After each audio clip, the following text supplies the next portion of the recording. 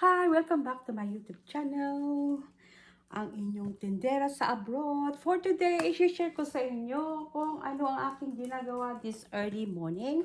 This early morning is 9:30 in the morning here. So, I woke up too early kasi nga meron akong order na matagal ko nang gustong mabenta talaga dahil nga hindi na ginamit dito sa bahay, binili na aking mister. Ito ay isang expensive na items. It's electronics. At trinay ko nang ibenta sa labas. Kaya lang masyadong mura ang kanilang ino-offer sa akin. But I'm so lucky today ay na-receive ko na may bumili sa aking items na isang electronics na ito ay discontinue na noon kasi but this is the original one. So, alam niyo ba ito? Nabalot ko na kasi nga maaga akong gumising. Ito ay gaming console. Ito ay ano ba to, yung Steam Deck for gaming console. Hindi ko ginagamit ito kasi meron na kaming isa. So, binili ng Mr. To noon, I think was last year. So, ngayon ay nabenta ko na at i-email na isi-ship na mamaya. Mag-o-open ang post office ng 10 o'clock. So, para ma-deliver na agad ito sa ibang state, ay kailangan ko ng i-ship ngayon. So, nabenta ko ito. So, nilagyan ko siya ng fragile, handle with care. Kasi nga, electronics ito, baka mabasag. Pero maganda naman yung aking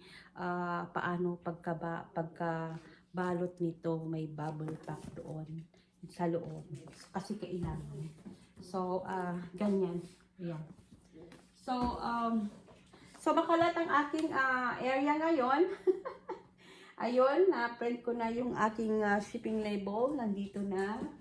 At pag mga ganitong items na mamahalin, pag siniship yan, kailangan nagpo-purchase ako ng insurance. Kasi pag mabasag man, sa deliver nila or mawala, at least insured yung aking paninda at ibabalik nila ng ganong amount sa akin. So, napaka-importante yan kapag ikaw isang seller. Pag may mga mamahalin na benta mo at before mo i-ship yun, kailangan i-insured mo siya. At isa pa, magandang balita.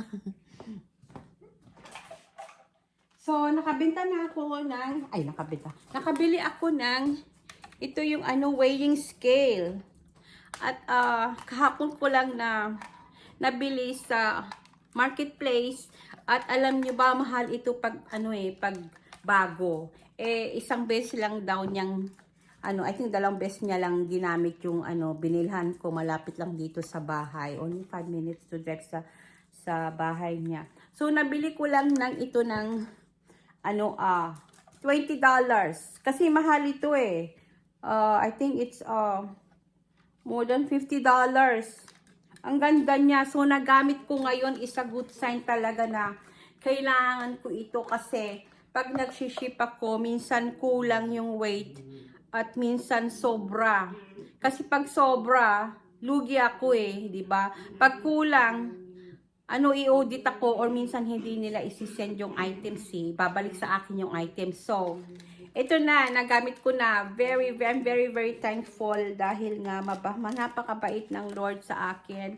At itong nabenta ko itong electronics na to ay nilagay ko sa market first ng I think almost 1,300. Kasi pag bibilhin to, mahal, mga ganun 1,200. So, nilagay ko ng $900 pero hindi siya nabenta. At binibenta ko sa ibang electronics dito. Mura lang kasi ibibenta din nila lugi ako, 'di ba? Wag na lang sabi ko. So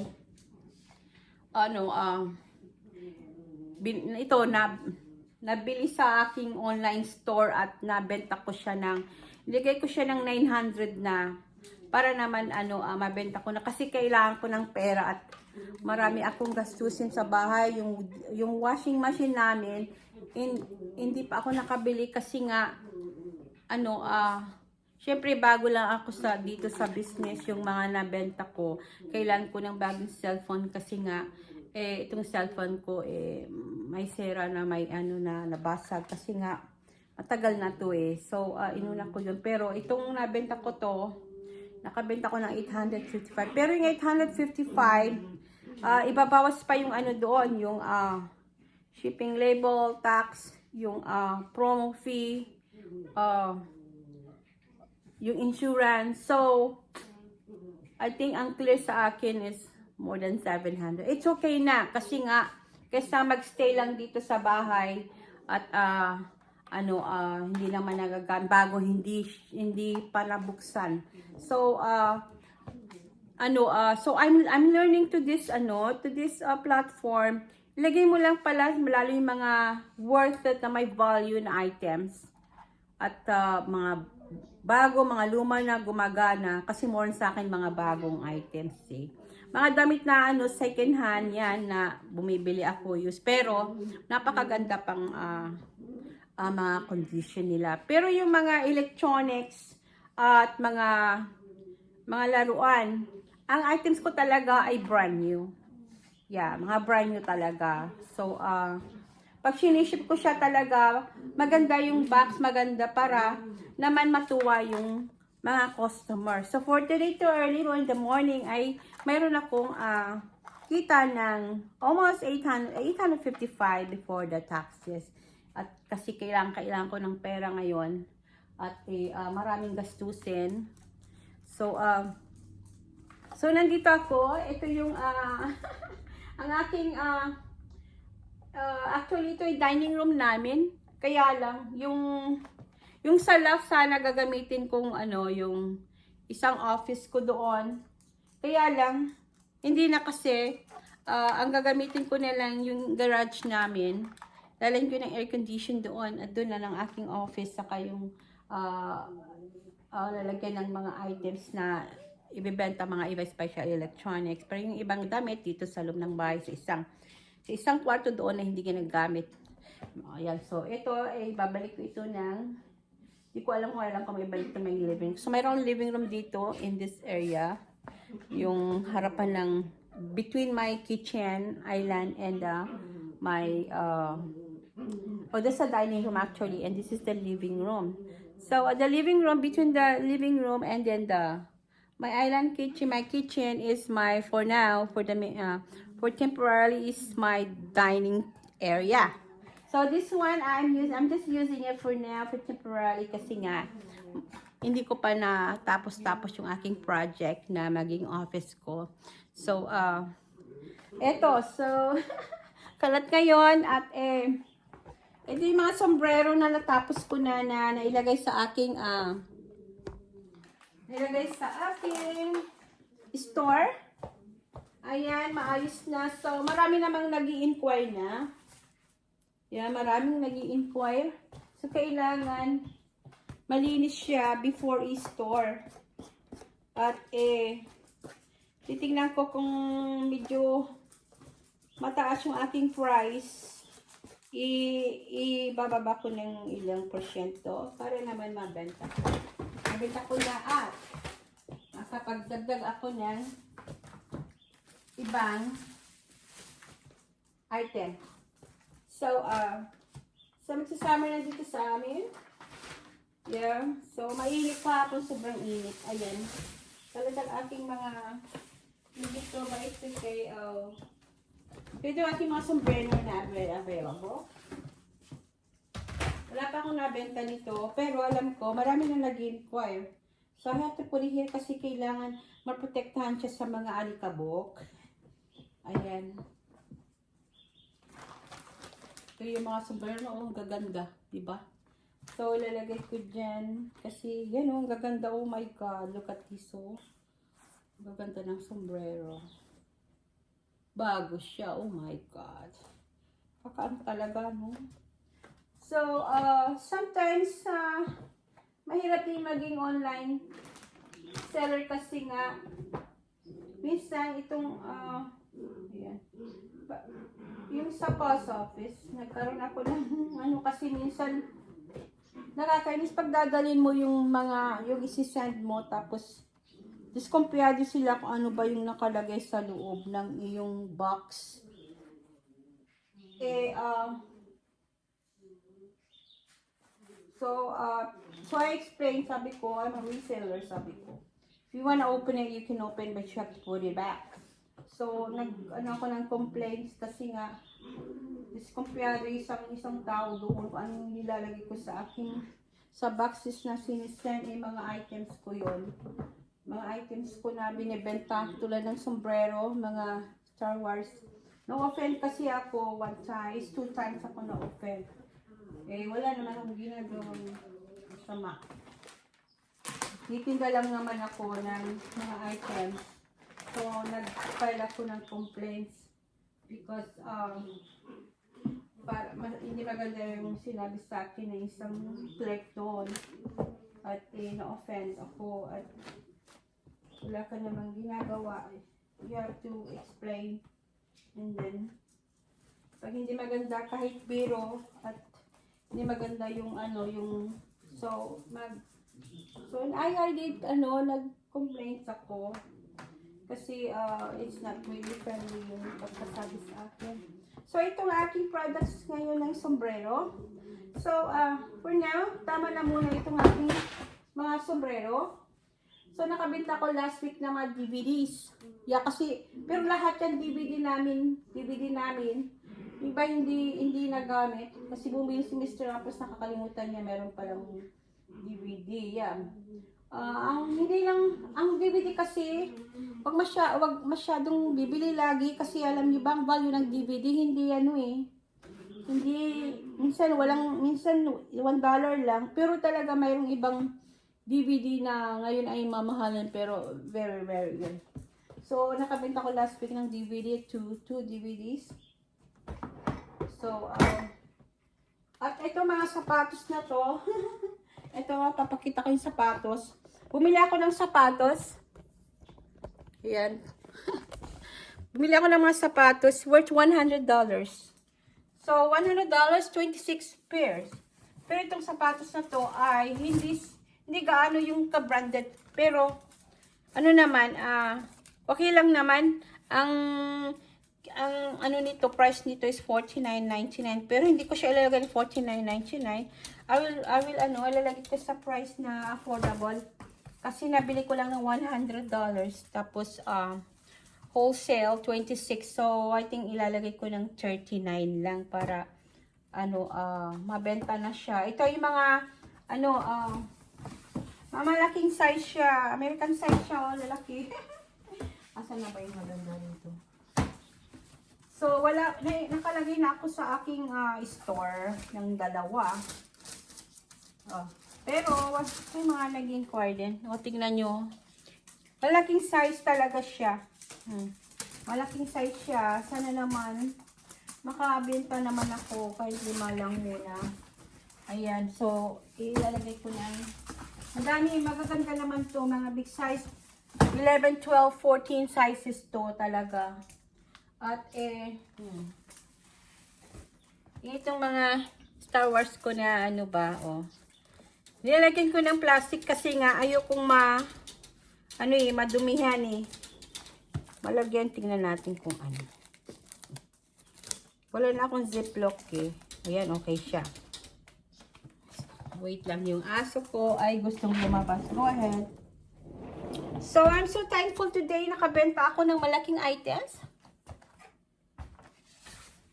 Ilagay ko dito, nabenta ko na yung isang items ko na mamahalin.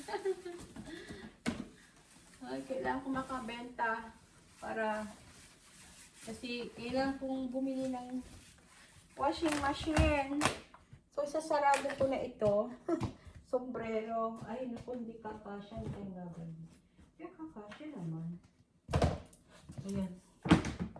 Yun yung aking ginagawa dito pag pag nasis ko ng aking anak. Diba? Hindi pwedeng kasi over na. I think I have to tanggalin ko na to. Sana makabenta na ako nito. I think medyo mataas yata yung price na inilagay ko. But it's okay, maglalagay ako. Tingnan nyo ito. Ang ganda, di ba? Original. Oh, bago yan, binili ko, so inire-resell ko siya. Ayan. So, pwede ko bang ilagay dito? Hindi na. So, hanggang ganito na lang. Ayan. So, ganito ang ginagawa habang para kikita man ako kahit nasa bahay lang ako.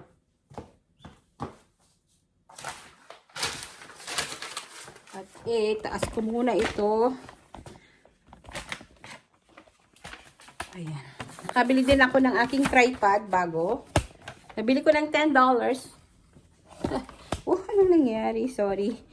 Anong nangyari? Ayan. Ina-adjust ko yun. Para mas maganda.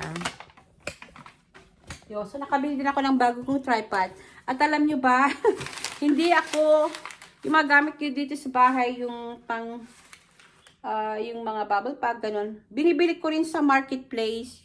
Kasi pag bibili ko sa store, mahal. So, doon ako nag-research sa marketplace at marami talagang mabibili doon na hindi na kailangang pumunta sa store, hindi na kailangang pumunta sa shopping mall. Tulad ng mga bag ko na to. Hindi ko binili to sa mga sa shopping mall. Binili ko to sa sa online, $5, $10. Kasi pag hindi sa online, sa marketplace. Sa online maganda rin bumili. Kasi pag sa shopping mall, sa store ang mahal. Ito $5 lang yan, Sarang brand niya. So, pa nga ba? Ito na, mayroon na akong naiyo. Yung mga ganito naman, yung pantanggal ng mga dumi, pag mga damit, ganun. So, mayroon na lang ako isa, so I have to buy new one. Kailangan to kasi kapag may damit, pwede mong gamitin ito pang tanggal ng mga balahibo or mga dumi. Wala na akong tape. So, mag-order ako ng tape sa eBay. Kasi mas mura. Ayan, wala na. Yung matibay binibili ko. 9:46, mag-open ang post office ng 10. So, kailangan i-deliver ko na ito doon para ma-mail na, ma-ship na nila at matanggap na ng customer on time. Yeah, kasi nga electronics ito. Mamahalin ito eh. So, kasi kapag halimbawa, ako sa mga mamahali mga products ko, kasi nga kapag nasira yan, isi-ship nila doon. Patanggap ng customer. Hindi maganda yung reviews mo, tapos ibabalik nila, isasaon mo yung pera. O, di ba parang nagastos mo na yung pera. So, talaga maingat ako sa mga binibenta ko talaga gamit kahit small thing. Yeah. So, ayun. So, napakalaking tulong talaga ng aking trabaho dito sa bahay. At sarili ko ang oras. At nasikaso ko, number 1, nasikaso ko ang aking anak, ang pamilya ko, nasikaso ko. At painit ko itong coffee ko. Yeah. Minsan, naisip ko minsan, tulad last week, hindi ako, I think 3 days, natahimik ako kasi nga, yun nga, na-open ako sa pag nagdadala ako ng gamit sa post office. So, pero okay lang, naayos na, at nag-complain na ako. Yeah. So, itong aking island dito, pinagtatrabahoan pag ako'y may sarili akong computer doon. Yeah. So, kapag pag nag-reseller ka sa online, kailangan may computer. Pero itong computer ko na to ay papalitan ko ng kasi mahal ang ink. Yeah. Mahal ang ink.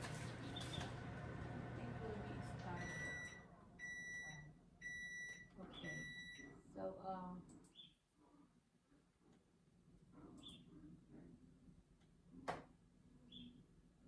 So, kailangan ng computer. Kailangan mo ng cellphone. Pagka kayo nag-resell sa online. Yeah. So, may mga sapatos. Sapatos, mga... Ako medyo makalat ang aking... Ano ngayon, kasi kahapon, busy ako. Nag-laundry. So, ngayon, at ay... Aking, itutuloy ko ang... mga pagpipicture ng aking mga sapatos dito na para mabenta na.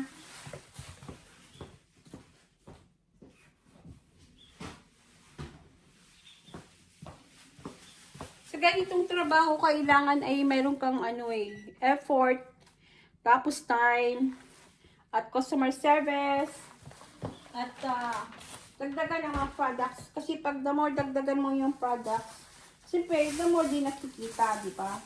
Lagay lang sa store na yun. Pero I'm learning to this platform na to, na kailangan yung prices fair. Hindi masyadong mataas, masyadong mababa. Yung fair lang.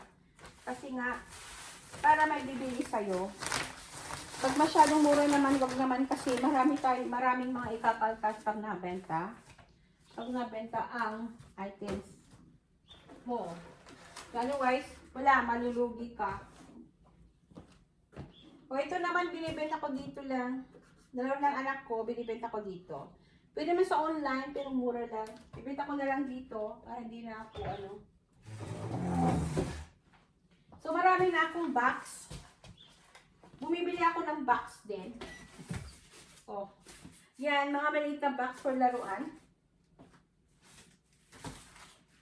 So, malapit na makumpleto ang aking mga gamit.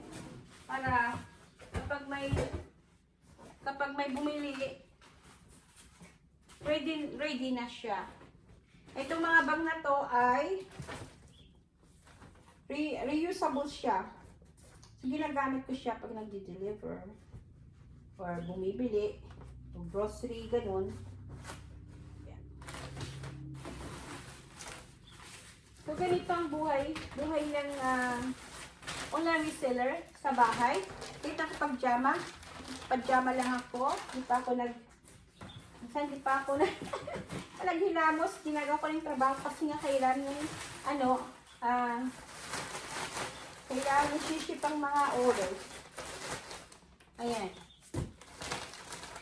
So, for now, natutuwa naman na aking mga customer. Wala pa naman silang complaint. Salamat sa Diyos at napaka-busy niya sa aking business.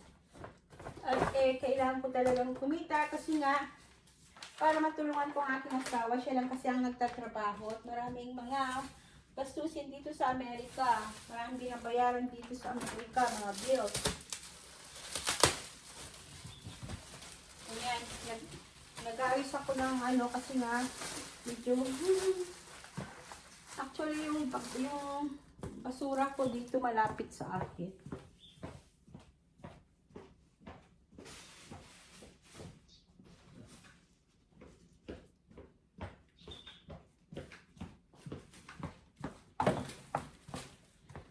So, ayan. Ito naman ay binibenta ko. Pwede man sa online ko ibibenta, kaya lang mabigat siya eh. Pag hindi ko mabenta to sa dito sa marketplace, ilagay ko sa aking online store. Gamit ang anak ko, meron siyang isa, yun na yung gamitin to. So, meron siyang isa, binigay ng kaibigan niya. Tingnan nyo, maganda tong brand. Ayan, napakaganda pa siya. Yan, nilinisan ko siya. So, pag may bibili dito sa amin, binenta ko lang ang affordable. Otherwise, ibibenta ko sa online. Mabigat nga lang. Kasi iniwasan ko yung masyadong mabigat eh. Yung shipping label, mahal. Mahal pang mabigat. So, ito. Ayan. So, sana maayos ko ang aking space pinagtatrabahuan. Ayan. Minsan naisip ko pag wala akong benta ng 2 to 3 days. Siyempre, hindi maiwasan, malungkot ka, diba? Pero it's okay. Kasi napapansin ko, kapag wala akong benta ng 2 to 3 days, within after 2 to 3 days, may malaki akong may malaki akong benta. After that, tulad nito, nakabenta ko ng $855. Pero itong items na ito, binili namin ito ng mahal. Ay, magkano binili yung mister ko. Kasi collector si mister, pero ngayon hindi na siya nangungulit kasi nga, marami siyang nakulit. So, now, ayusin ko to. Ito naman. Yeah.